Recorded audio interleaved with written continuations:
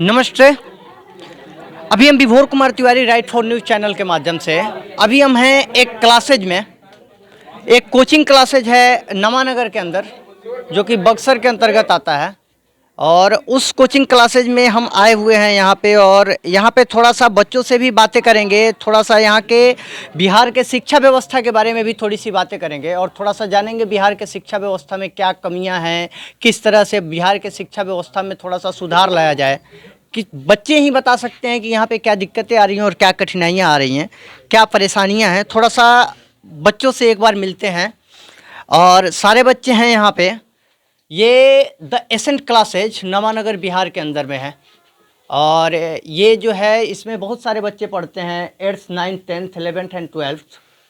Sir भी हैं मेरे साथ में, बच्चे भी हैं मेरे साथ में। और आज बच्चों से थोड़ी सी तीखी बातें भी होगी और थोड़ी सी मीठी बातें भी होंगी, और ऐसी बातें जो थोड़े से आम लोगों को मोटिवेट करे, इस टाइप की बातें और एजुकेशन की बातें। सबसे पहले हम आपसे कुछ जानना चाहते हैं। इसके पहले हम बता देना चाहते हैं कि ये जो क्लासेज है, ये क्लासेज नवानगर के अंदर स्थित है, और इसमें बहुत सारे टीचर्स काम करते हैं। बहुत सारे टीचर्स की लगन और मेहनत जो होती है, परिश्रम, इसके वजह से ही एक नई जो शिक्षा प्रणाली है और एक नए बच्चे का विकास जो होता है, वो इन्हीं सब टीचर की मेहनत और लगन के बदौलत होता है। सबसे पहले हम आपसे, आप अपना नाम बताइएगा। जी आशीष कुमार। आशीष जी, आप कौन से क्लास में हैं अभी? जी मैं 11th में फर्स्ट। 11th में हैं आप। क्या आपको लग रहा है बिहार की शिक्षा व्यवस्था जिस तरह से पीछे काम कर रहा था और अब जो काम कर रहा है, क्या लग रहा है आपको बिहार की शिक्षा व्यवस्था में क्या सुधार करने की ज़रूरत है? जी जैसा कि हम लोग जानते हैं कि बिहार में 1000 करोड़ लगभग पास हुआ था। सरकार गवर्नमेंट पास की थी, और जिसमें 16.5 करोड़ रुपया शिक्षा पर खर्चा करने के लिए मिला था, जिसमें हमको लग रहा है कि वहाँ पर 16.5 करोड़ रुपया मिला था, लेकिन उतना हुआ नहीं है खर्चा।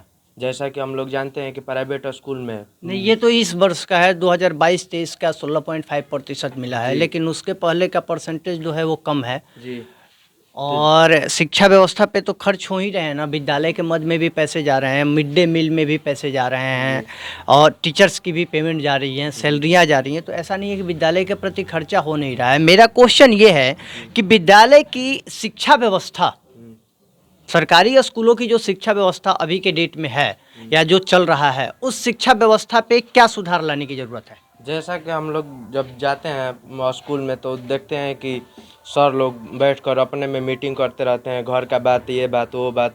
लेकिन उन लोगों को ये नहीं करना चाहिए। उन लोगों को देखते हैं कि 3-4 लोग बैठकर 3-4 सर अपने में मीटिंग करते रहते हैं, लड़का खेलते रहता है, लड़का से कोई मतलब ही नहीं है। पेंशन महीना महीना टाइम पर मिलिए जा रहा है। 9 बजे स्कूल का टाइम है, आ रहे हैं 10 बजे, 3 बजे का छुट्टी है, चल जा रहे हैं 2 बजे।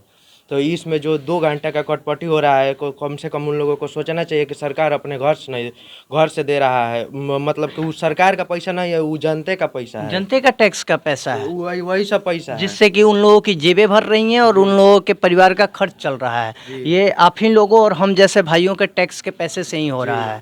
तो इसमें क्या क्या अभी सुधार करने की ज़रूरत है?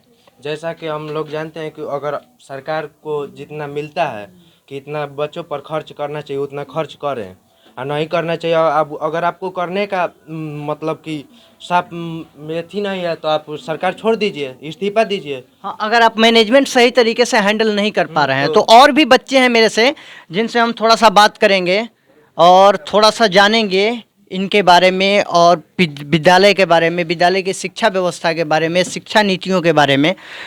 क्या लग रहा है भाई इस बार कि प्राइवेट स्कूल जो हैं, सरकारी स्कूल और प्राइवेट स्कूल, दो तरह के विद्यालय अभी चल रहे हैं बिहार में, और प्राइवेट स्कूल में जिस तरह से मनमाना तरीके से फीस लिया जा रहा है, क्या लग रहा है एक मिडिल क्लास फैमिली के बच्चे सक्षम हैं प्राइवेट स्कूल में पढ़ने के लिए? बात ऐसी नहीं है जिसमें मिडिल स्कूल या गवर्नमेंट स्कूल कोई भी होगा। जिसमें गवर्नमेंट स्कूल जो है, जो अपने जो शिक्षक के इलाव करता है कि जो पढ़ाने के समय पर निश्चित है, तो वो समय पे टाइम टेबल के साथ पढ़ाई तो नहीं कर पाते हैं और नहीं स्टूडेंट को दे पाते हैं। तो गवर्नमेंट स्कूल है कि उनको रूटीन है। जब जो लोग पेमेंट प्राइवेट के अनुसार जो होता है, पेमेंट का इतना आवर्स वर्क करेंगे तो हम लोगों को पढ़ाई के मंथली मिलेगा। तो उन लोग को समझ में आता है ना कि हम लोग टाइम टेबल उन लोग को बांधे पढ़ाई के बारे में। तो उन लोगों को सोचा होता है गवर्नमेंट स्कूल के तुलना में बेहतरीन की पढ़ाई तो मिलती है प्राइवेट में, तो अच्छी तरह से तो उन लोगों को पेरेंट्स पर डिपेंड कर, क्योंकि उसमें फीस लग रही है। फीस पेरेंट्स के हर मंथली इस मैनेज करते हैं उन लोग को, इसलिए हमें गवर्नमेंट स्कूल से बेहतरीन प्राइवेट स्कूल अच्छा लग रहा है। तो गवर्नमेंट स्कूल से ज़्यादा बेटर प्राइवेट स्कूल है। और प्राइवेट स्कूलों में जिस तरह से मनमाना फीस और बैग पेंसिल और इन सब पे बजाते बजाते जो ये फीस तो- ये जो रखा जा रहा है, इसको लेकर के एक मिडिल क्लास फैमिली जिसकी अगर सैलरी 10,000 मासिक से कम है, उसका बच्चा कैसे एक प्राइवेट स्कूल में पढ़ सकता है? ये तो अलग बात है, जिनके पेरेंट्स के जो मिडिल स्कूल फैमिली जो है उसकी अलग बात है। जो मिडिल स्कूल में मिडिल क्लास हाँ, फैमिली मिडिल क्लास की फैमिली जो है, जो उनके पेरेंट्स जो पेंसिल बुक्स की बात हो रही है, तो बुक्स CBSE से लाते हैं, तो जिसमें उनको बुक अपने आप से खरीदते हैं। जैसे उसी में स्कूल में होता है जो बुक्स खरीदते हैं, पेंसिल खरीदते हैं, कॉपी भी खरीदते हैं और ड्रेस भी मिलता है उसी क्लास में। इसीलिए हमें देखते हैं पेरेंट्स मिडिल क्लास की फैमिली जो होते हैं बच्चे में सहमत होते हैं, पर अपने कैसे कैसे पैसा जुटाकर उस बच्चों को पढ़ाने के लिए तुलना करते हैं। एजुकेशन पे सबसे पहले आपसे बहन हम बात करना चाहते हैं। एजुकेशन पे सबसे पहले क्या लग रहा है, क्या बदलाव लाने चाहिए? आप लोग चूँकि बच्चे हैं अभी और आप लोग पढ़ के भी निकले हैं, मैट्रिक निकल गए हैं ना आप लोग, टेंथ निकल गए हैं, 11th और 12th में है ना आप लोग। क्या शिक्षा व्यवस्था में जो पीछे आप लोग पढ़ के आए हैं, क्या कमियां लगा आप लोगों को? कुछ बताइएगा आप लोग, क्या कमी लगा आप लोगों को? सरकारी स्कूल से पढ़ के आने के बाद में क्या कमियां लगा? कुछ भी कमी नहीं लगा आप लोगों को? क्या कमी लगा आप लोग? आप पहले नाम बताइए अपना। पूजा कुमारी। पूजा जी, क्या कमी लगा आपको? सर सरकारी स्कूल में से पढ़ाई नहीं हो पाता है जितना मतलब सरकार से मतलब वहाँ पे जाते हैं पढ़ने तो टीचर लोग बैठे रहते हैं, बोलते हैं सर चलिए पढ़ाने, तो बोलते हैं कि ये टीचर अब्सेंट है, इनका क्लास है, तो फिर उनको 1 घंटा बैठता लड़के, फिर हम लोग जाते हैं बोलते हैं सर चलिए, तो फिर बोलते हैं वो कहीं गायब हो जाते हैं। इसीलिए तो मतलब क्या लग रहा है इसमें किस तरह से बदलाव लाने की ज़रूरत है? क्योंकि आप लोग सरकार को चाहिए कि वो समय से जांच करे स्कूल में क्या चल रहा है। और सबसे बड़ी कहानी एक और चीज़ है कि अगर सबसे बड़ी चीज़ है कि सरकारी स्कूलों में, चाहे वो प्राथमिक विद्यालय हो, चाहे वो उत्क्रमित मध्य विद्यालय हो या उत्क्रमित हाई स्कूल हो, इन सब में सबसे बड़ा प्रॉब्लम है कि कोई DM SP या प्रमुख और उप प्रमुख का बेटा पढ़ता है नहीं। और यहाँ पे सारे मिडिल क्लास के बच्चे ही पढ़ते हैं, और मिडिल क्लास के बच्चे जब पढ़ते हैं कोई तो विजिट करने आता है नहीं। कोई सरकारी पदाधिकारी के विजिट न करने की वजह से ही सरकारी व्यवस्थाओं में थोड़ी बहुत स्कूल में कमियां आ रही हैं। ये हमको भी जानना है और बच्चे भी मेरे से ऐसी बातें कर रहे हैं। थोड़ा सा सर भी हैं, हम इनसे भी बात करेंगे। The Ascent Classes, Nawanagar, Bihar. Sir क्या लग रहा है शिक्षा व्यवस्था को लेकर के बिहार के? जी सर, देखिए बिहार की अगर शिक्षा व्यवस्था देखा जाए तो और जगहों की तुलना में डल है एकदम। बिहार की शिक्षा व्यवस्था और पूरे मतलब बिहार की नहीं पूरे भारत की अगर बात की जाए तो इसमें क्या है सर कि सबसे पहले बोर्ड की हम बात करते हैं तो यहाँ क्या है कि 2-3 बोर्ड है। एक तो बिहार बोर्ड हुआ, ठीक है, हर स्टेट का अपना अपना बोर्ड है। CBSE बोर्ड है, ICSE बोर्ड है। तो सर यहाँ पर ऐसा होना चाहिए कि अगर एक बोर्ड के अंतर्गत, अब आप देख लीजिए जापान में सर वहाँ एक ही बोर्ड है, तो वहाँ एक बोर्ड के अंतर्गत पढ़ाई चलती है, बुक सारा एक होता है। हमारे यहाँ क्या है कि ये बोर्ड तो वो बोर्ड, तो यहाँ तो बोर्ड वाइज बच्चे बट गए हैं, ठीक ना, तो उतना मतलब सक्सेस नहीं कर पाते हैं। अगर मतलब देखा जाए तो अगर एक बोर्ड रहता तो शिक्षा की व्यवस्था कुछ अलग होती। और जिस तरह से बेरोजगारी का दर बिहार में बढ़ा है उसको लेकर के आप लोगों की कुछ राय? जी बिल्कुल, बेरोजगारी तो बढ़ेगी ना सर। अगर आप देखें तो मतलब शिक्षा रेट मतलब एजुकेशन रेट बढ़ाने के लिए गवर्नमेंट अलाउ कर दिया है किसी बच्चे को फेल नहीं करना है। तो एजुकेशन रेट बढ़ाने के चक्कर में ये क्या बोलते हैं, तो जो बच्चे पास हो रहे हैं और ये बच्चे ही आगे चल के एग्ज़ाम की तैयारी करेंगे तो वहाँ भीड़ भाड़ तो होगी, और ये भीड़ भाड़ होगी तो जाहिर सी बात है कि बेरोज़गारी बढ़ेगी। बेरोजगारी बढ़ेगी, भीड़ भाड़ होगी तो बिल्कुल सरकार को इसके बारे में थोड़ी सी सोचने की ज़रूरत है कि बेरोजगारी का दर जो है वो 7वें आसमान पे पहुंचा हुआ है। सरकार को इससे कुछ लेन देन नहीं है ना।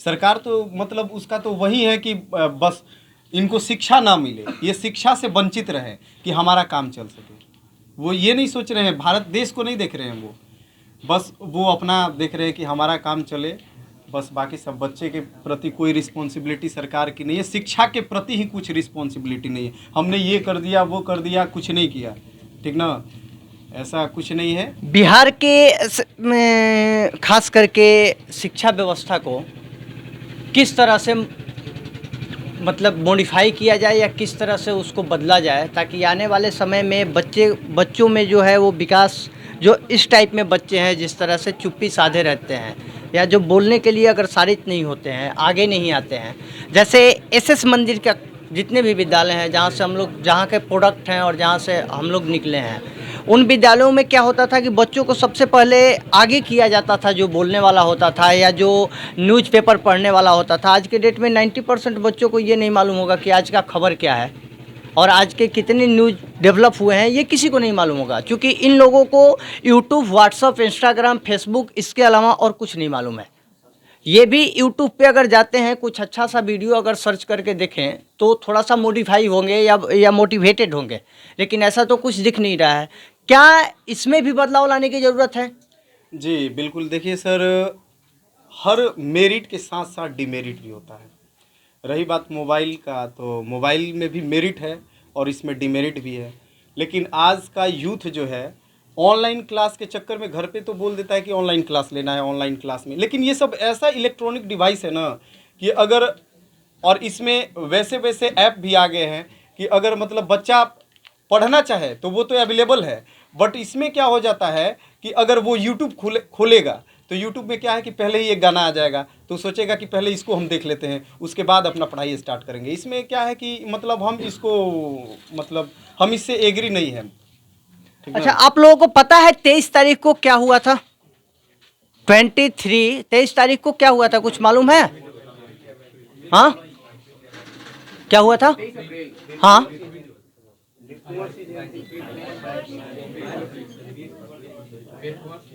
हाँ, वीर कुंवर सिंह की जयंती मनाई गई थी ना। और आप लोगों को पता है कि वीर कुंवर सिंह की जयंती में जगदीशपुर के अंदर माननीय गृह मंत्री अमित शाह जी भी आए थे, लेकिन वीर कुंवर सिंह की जो पौत्र वधू हैं माननीय आशा देवी जी, उनके घर को सील कर दिया गया था। ये आप लोगों को मालूम है कि नहीं? नहीं मालूम है ना, इसलिए कि आप लोग न्यूज़ नहीं देखे हैं। न्यूज़ देखिएगा। और सबसे बड़ी चीज़, सबसे बड़ा क्वेश्चन मेरा ये है, मेरा क्वेश्चन ये नहीं था, मेरा क्वेश्चन ये है कि सरकार का जो सिस्टम है बिहार गवर्नमेंट का, या बिहार गवर्नमेंट के जितने भी सरकारी टीचर्स हैं जो कार्यरत हैं, चाहे वो नियोजित शिक्षक हों और चाहे वो परमानेंट टीचर्स हो, क्या लगता है आपको कि उनमें कमियां हैं या अभिभावक या बच्चों के अंदर कमियां दिख रहा है पढ़ाई को लेकर के? दोनों में सर, मुझे लगता है कि छात्रों में भी कमियां हैं, शायद शिक्षकों में भी कमियां हैं और अभिभावकों में भी कमियां हैं, सरकार में भी कमियां हैं सर। चारों में कहेंगे सर, एक को क्यों दोष दें? दोष देंगे तो चारों को देंगे सर। इस पे किस तरह से आगे काम किया जाए कि यहाँ की शिक्षा व्यवस्था में थोड़ी सी बदलाव आए? सबसे पहले तो सर सरकार को कंसंट्रेट करना होगा इस पे, क्योंकि सर मेन तो पावर और मैनेजमेंट का जिम्मा उन्हीं के पास है सर। हाँ, यहाँ के शिक्षा मंत्री। हाँ, शिक्षा मंत्री और उनके ऊपर जो है सीएम सर। तो मैनेजमेंट अगर ये लोग दुरुस्त करते हैं, बजट मैटर नहीं करता है सर। आप 16 करोड़ खर्च करिए, 17 करिए, चाहे 50 करिए, बशर्ते उसको उस मद में किस प्रकार से, चाहे किस प्रक्रिया से हम लोग खर्च कर रहे हैं, ये ध्यान रखना चाहिए सर। शिक्षकों पर थोड़ा सा दबाव और अंकुश लगाना भी ज़रूरी है, क्योंकि सर ऐसा है कि जितने शिक्षक चाहिए हाई स्कूल के लिए, चाहे मिडिल स्कूल के लिए, चाहे प्राइमरी विद्यालय के लिए, उतने शिक्षक अवेलेबल हैं सर। बच्चे भी सर अवेलेबल हैं। अगर बच्चे नहीं जा पा रहे हैं किसी भी स्कूल में, तो सबसे बड़ी वजह है कि वे पढ़ा नहीं पा रहे हैं। कोई देर से आ रहा है, पहले चला जा रहा है, ये सबसे बड़ा इशू है, बिहार में ही खास करके है। आप दिल्ली मॉडल को लीजिए सर, दिल्ली मॉडल में ऐसा नहीं है केजरीवाल के आने के बाद। केरला मॉडल को लीजिए सर, केरला के स्कूलों में जाकर के आप देखिए सर, ऐसा वहाँ पर नहीं है सर। हमारे स्कूल में सबसे बड़ा अगर